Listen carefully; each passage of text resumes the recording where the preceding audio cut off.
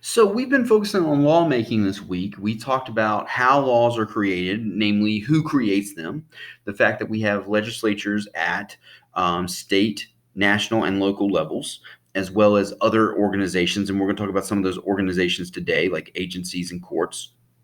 And then we looked yesterday in lesson two at specifically how legislation is created, okay, with bills and the importance of writing bills in languages that are easily able to be understood by the average ordinary citizen, okay, and the importance of making sure that everything is going according to the Constitution, because the Constitution is the law of the land.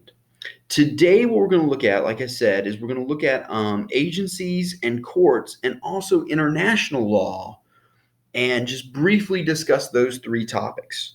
Okay. We're going to spend most of our time talking about legislatures and the laws passed by legislatures, but I just briefly want to introduce these three topics to you. So we're going to start with agencies first. Okay.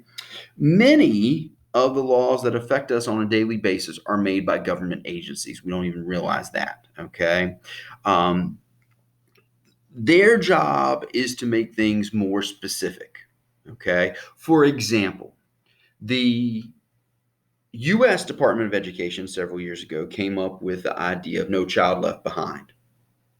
Then they passed that down to other agencies, specifically state agencies.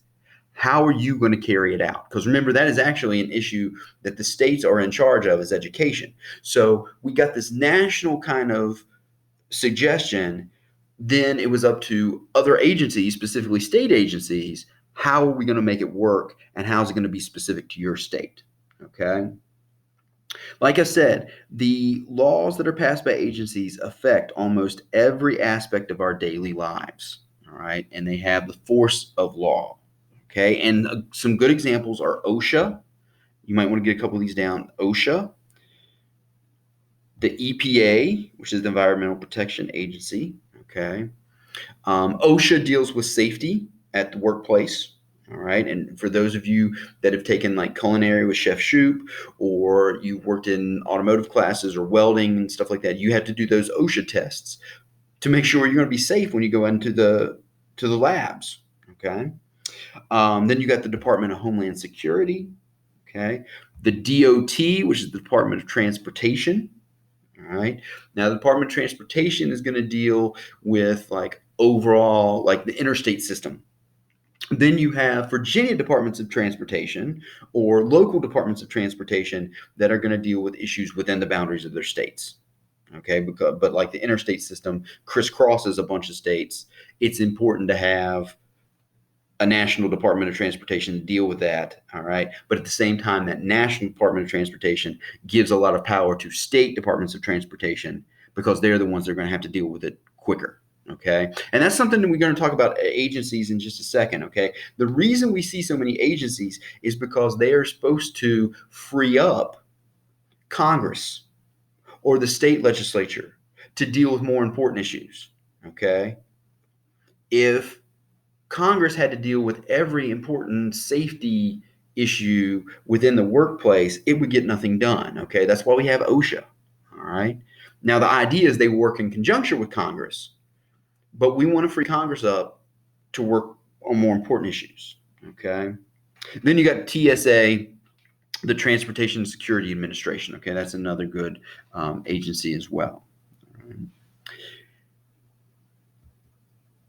The administrative agencies with the greatest impact on our daily lives are those at the state and local level. Why?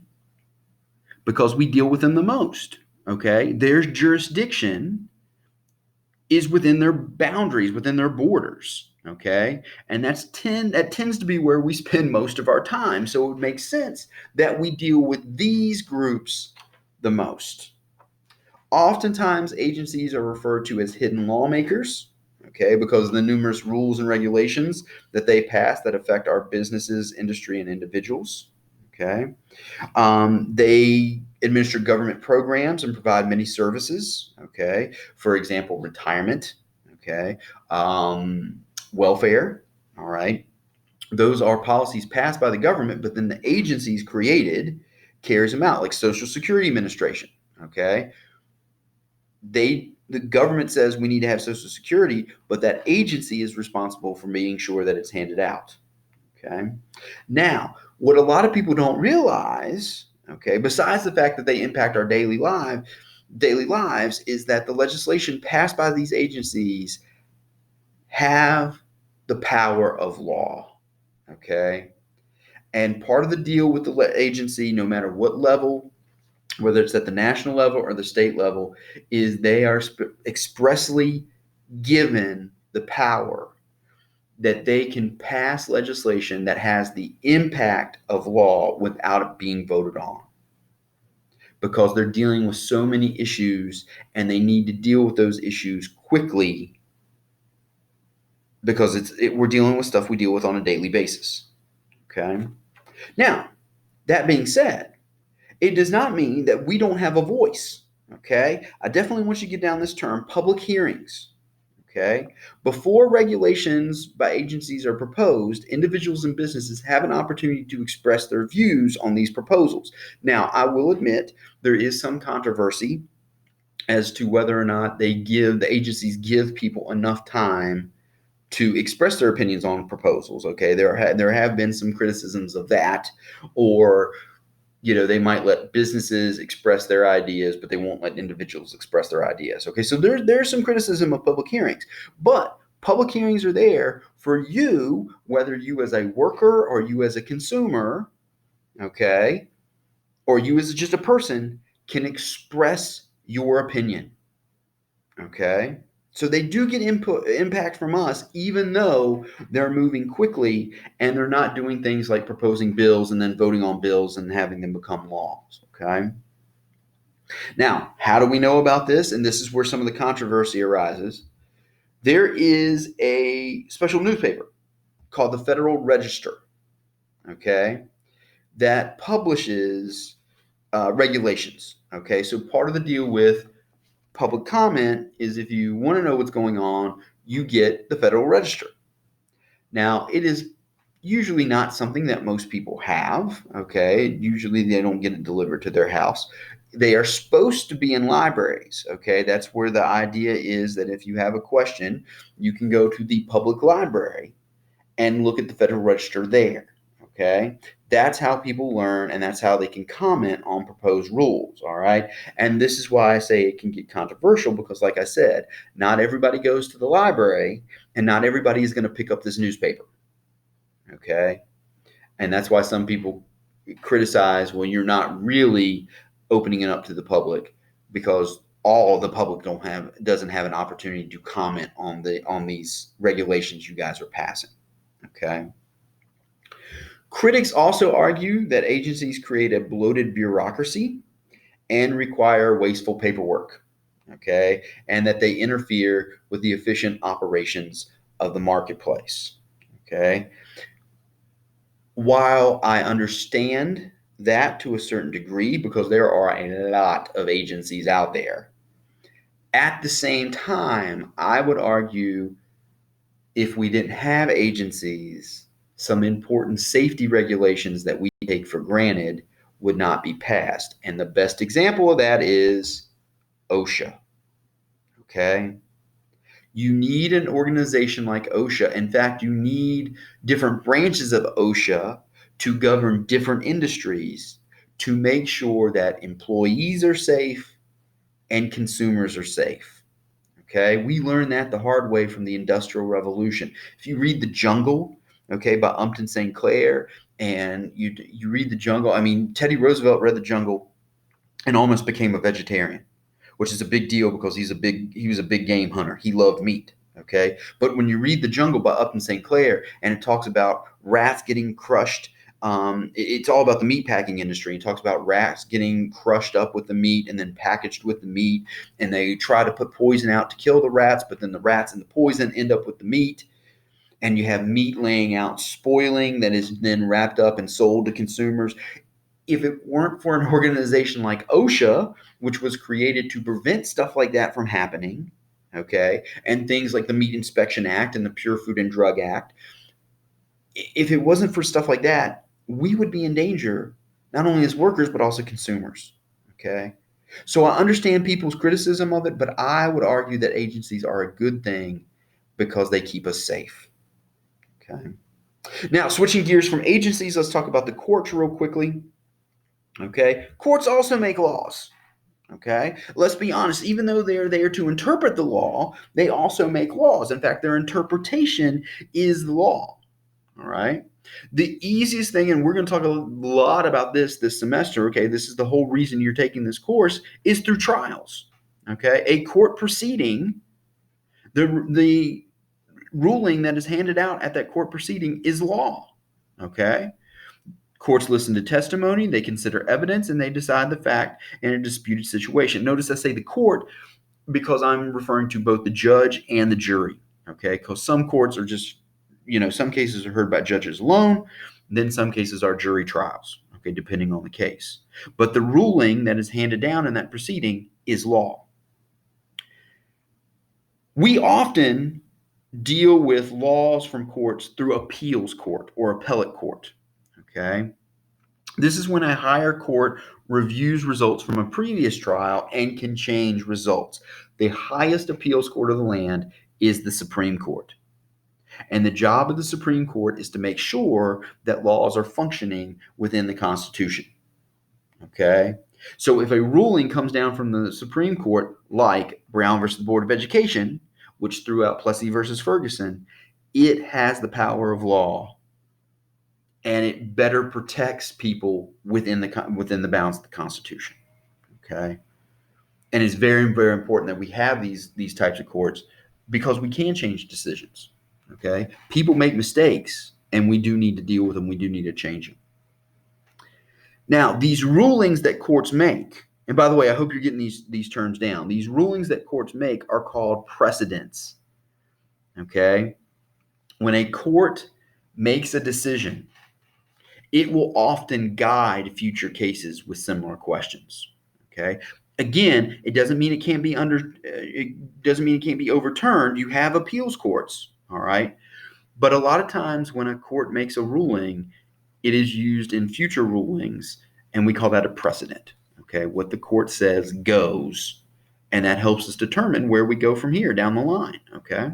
Again, if there's something wrong from it, later courts may change their mind. That's why we have the appeals court.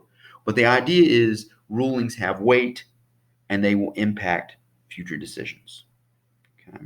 And we're going to talk more about courts. We're going to go way into detail with courts as we move through this semester. Okay.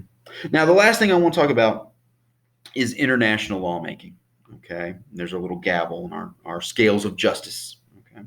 I want to talk about international lawmaking real briefly. Okay. International lawmaking, surprise, surprise, we talked about national laws, we talked about state laws, we talked about local laws. International laws impact countries, okay? They are laws that apply to the conduct of countries. We talked about the idea of an international Bill of Rights, okay, or international protection for human rights, okay, after World War II. We talked about Eleanor Roosevelt being a big champion of that. This is what we're talking about, okay? Those laws apply to the conduct of all countries, and countries are supposed to abide by them. Most often, we see international law through treaties. Okay, when national governments make treaties with each other or with groups of countries, that's how we get international law. All right, and be sure you get this down. A treaty is a pact between nations. Okay, now for the United States, okay, the Constitution has some words on treaties. The executive branch, the president, okay, makes the treaty, but it has to be approved by the senators. 2/3 of the senators must approve it, okay, for it to become effective. Now, notice it's the senators, not members of the House, okay, but 2/3 of senators must approve it. All right. So, using World War I as an example, you had President Wilson go over to the peace treaty after World War II, the Treaty of Versailles, okay, and Wilson worked on the treaty, brought it back, and the Senate voted against it. Okay. Now, the Senate had the power to approve different aspects of the treaty. Okay. The problem was, if it didn't approve them all, it didn't approve the treaty as a whole. So the big thing that people were worried about after World War I was the League of Nations. A lot of people thought we did not need to get involved in international affairs, and they didn't like the League of Nations. So Congress approved every other aspect of the Treaty of Versailles after World War I except the League of Nations. And because it did not accept the League of Nations, it did not accept the treaty as a whole.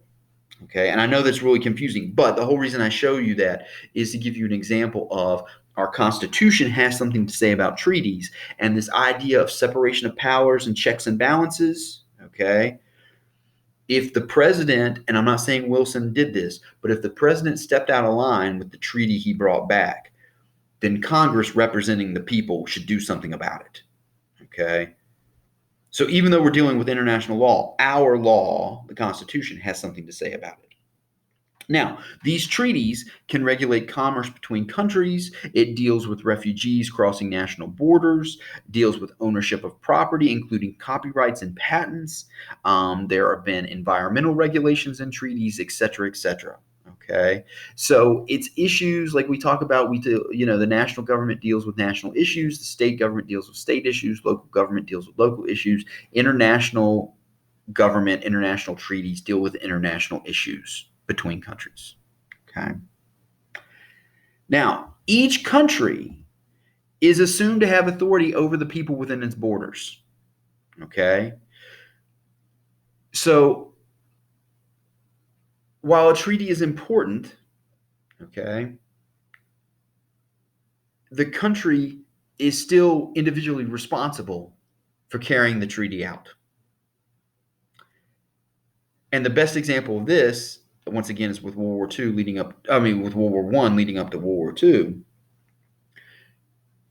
Germany signed the Treaty of Versailles.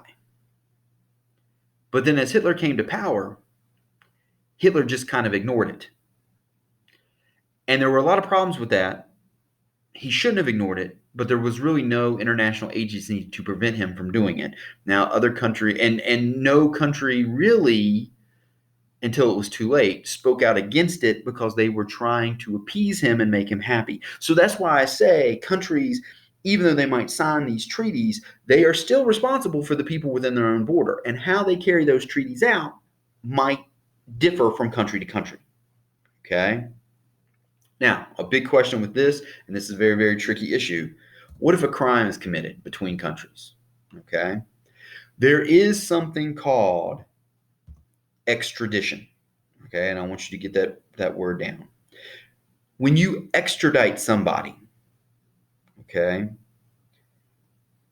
if a crime has been committed and then the person flees back to their country, okay, when you extradite somebody, your country's criminal system or legal process asks the other country to surrender the suspect or the convicted criminal. Okay? So that's what extradition is when a crime is committed in your country by somebody from another country and they flee your country asks to have them brought back. Now, the reason I say this is tricky is because, once again, countries are responsible for people within their own boundaries, within their own borders. So a lot of times what happens is a crime is committed and then the person leaves, and when they return home, they're kept there. Okay. We see this a lot with diplomats and something called diplomatic immunity. Okay. So it is very, very possible that a diplomat or somebody from a foreign country could murder somebody here, then flee to their own country. We ask to have them back to put them on trial, and that country says, no, we'll deal with them ourselves. All right. Now, sometimes that's good because the country might have a stiffer legal system than us. And then sometimes that's bad. Okay. And it works against us both ways. Several years ago, there was an incident, and I think it was one of the Middle Eastern countries. There were some college students, and I think they were college students. There were a couple of college students from Virginia that committed a crime in the country. Now they didn't make it to the United States. They were caught in that country, and they were put on trial. And their punishment is they were going to get beat. Okay, they were going to get caned. All right. That is not something we would typically do for the crime that they committed. Okay, and it's not like they killed somebody. I think they had destroyed some property or something like that, and generally been disrespectful in the country. So they were found guilty, and they were going to be beaten with canes. They were going to be caned. That is not something we would do here in this country. Okay, so we asked to have those guys extradited here so that we could punish them. And that country said, the country they were in, which was in the Middle East, said no, and they ended up getting caned. Okay, and then coming home. All right. Um, there was another famous example. There is a movie director, Roman Polanski. Okay, he's been more popular in the 70s and 80s than he is now. But Roman Polanski committed statutory rape, okay, in this country. But he fled to Europe. And if he sets foot in the United States again, we have asked to have him extradited because he committed statutory rape. And the country that he is living in says no. Okay, they're not giving him up. Now, if he ever makes it into the United States, he will be arrested on spot and put on trial. But right now, he is living in Europe, and the country that has him is not sending him over to us. Okay, so that's why I say extradition can work both ways. It can be a positive thing, it can be a negative thing. It is kind of a tricky issue to deal with. Okay, now, who makes international law? Okay, there are a couple of organizations, and be sure you get this down. There are some international agencies. Okay, number one is the EU. Okay, which is a European Parliament. It has the power to make laws and promote political and economic cooperation in Europe. The EU used to be a big deal. Okay, one of the big things that they worked really, really hard for was a common currency throughout Europe. Okay, because the countries of Europe are so close together, kind of was a pain as you traveled around Europe, especially if you were going from England to France or England to Spain or France to Spain or something like that. You had to change your money all the time. Okay, so one of the big things that the EU did was push for the euro, which was a common currency that would be accepted in all nations that were a part of the EU. And at one time, that was a good part of Europe. Now there are a lot of nations that are leaving the EU. Okay, it is not quite the cohesive group that it once was. The biggest international agency is the UN. Okay, the UN maintains a system of international courts. Okay, it has become the most important institution in the area of international law.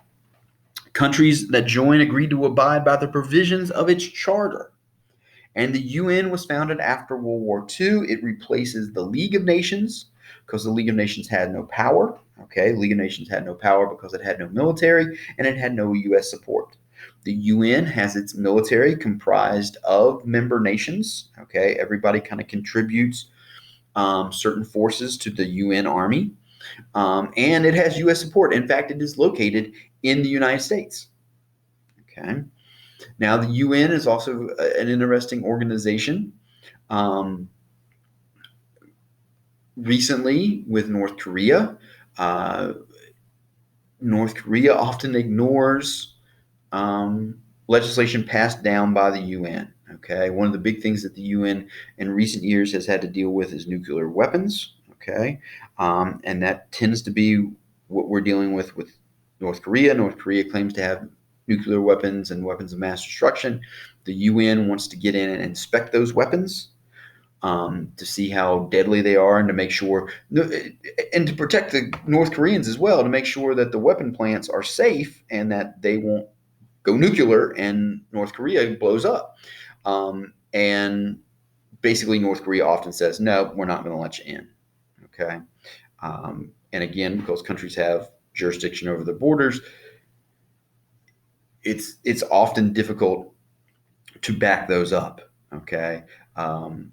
especially with a country like North Korea, because if the UN says, well, we are going to send in troops with the inspectors to make sure that you let them in, you're basically inviting a war then. Okay. And it gets a little tricky in situations like that. All right. But the EU and the UN are two examples of international agencies. All right, that's it for the lawmaking process. Just a real brief overview. That is also the last chapter before our first unit test coming up next week. So please, when you get done with these, go and start filling out that review worksheet that is posted this week on the module, and start preparing for your first quiz, which is coming up next week.